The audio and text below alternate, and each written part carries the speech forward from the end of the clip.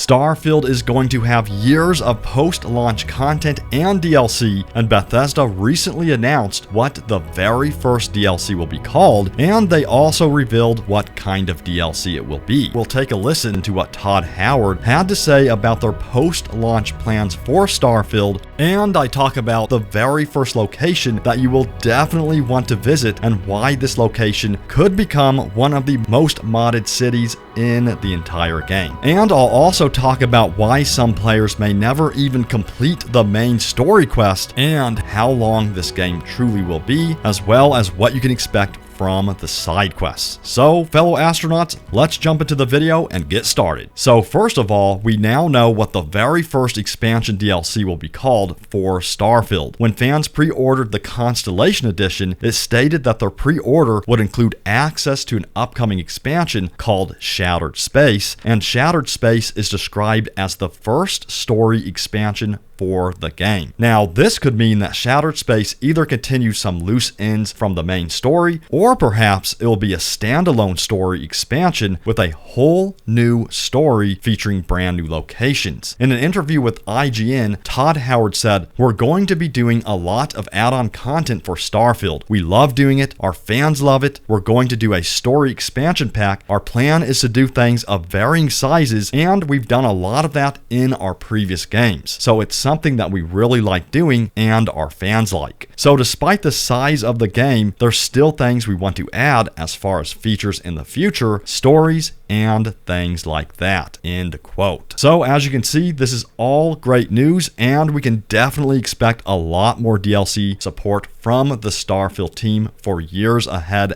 after the game launches. After all, their post-launch support for past games like Fallout has been absolutely amazing, with many different expansions ranging from new storylines, entirely new regions, additional items, new gameplay mechanics, and so much more. And it sounds like the Shattered Space DLC for Starfield could be a great start for Starfield's upcoming DLC plans. And now let's talk about how many hours you can expect from the main story quest in Starfield. So Bethesda recently revealed that Starfield's main story quest will take 30 to 40 hours to complete, but IGN also stated that they expect players to be so immersed by the game's side quests and activities that completing the main quest may take much longer for players to complete, since they will be dipping in and out of side quests and other activities. In fact, IGN went as far as to say that some players may be so deep into the overall experience of side quests, shipbuilding,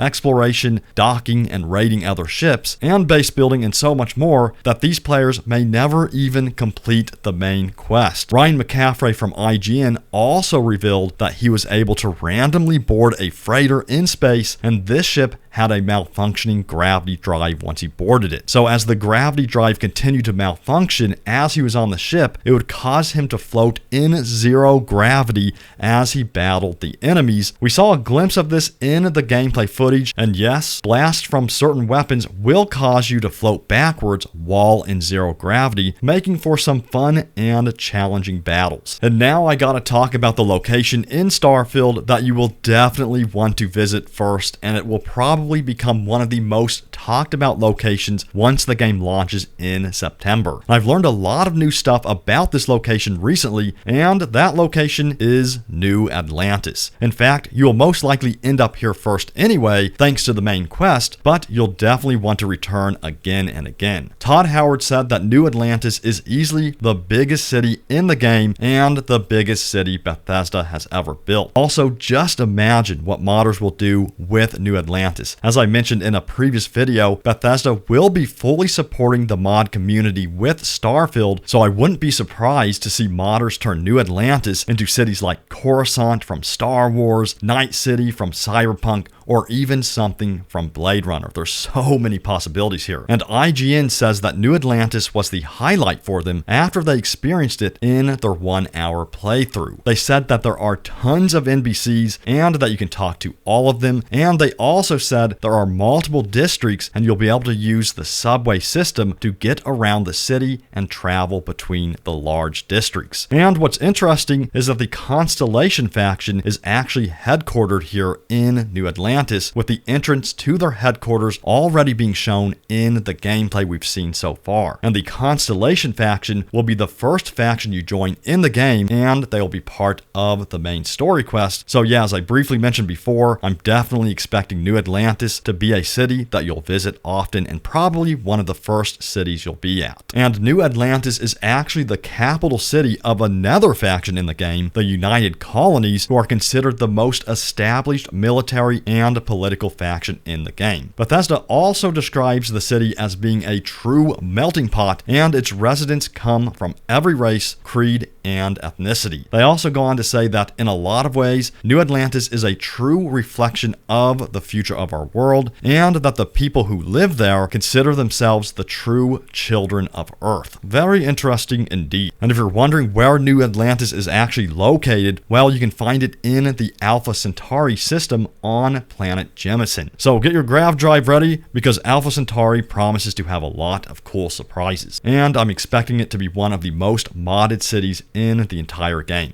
And now it's time to go over your top comments from the most recent video, starting off with the Android next door. So the Android next door said the following. They said, "This is easily looking like it's going to be a 500-hour plus game. If it lives up to what it looks like it's going to be, this is the game I've always wanted since I started gaming." And I totally agree.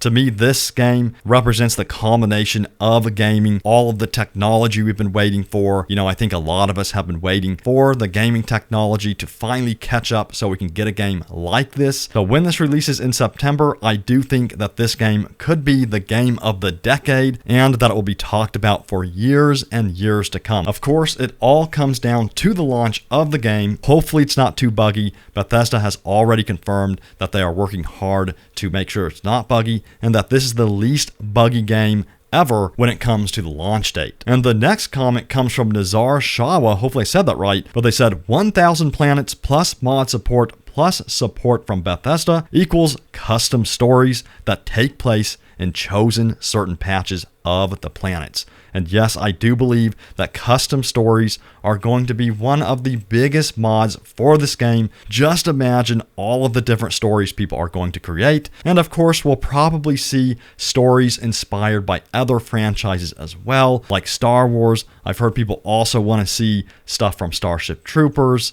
stuff from Battlestar Galactica, Stargate, and so on. And speaking of Stargate, this is what Amy Evil 318 had to say. They said, "The procedurally generated planets is what I had envisioned years back for a Stargate game. I love Stargate SG-1. I thought it would be cool to be able to dial up the gate and go to procedurally generated planets where you explore for weapons and technology and fight the Goa'uld. This would be totally awesome." And by the way, I also loved Stargate SG-1. I still remember the scene where Richard Dean Anderson was using the golf club to hit golf balls through the Stargate. That's the kind of show Stargate SG-1 was. I absolutely love that show. And yes, it would be awesome to see a full Stargate SG-1 mod experience inside of Starfield with all of these features. That'd be so awesome. And that's going to do it for the video, astronauts. I hope you enjoyed it. If you did, you know what to do. Hit that like button. If you're new here, don't forget to subscribe, and I'm looking forward to talking more with you all about Starfield as we continue to count down to its launch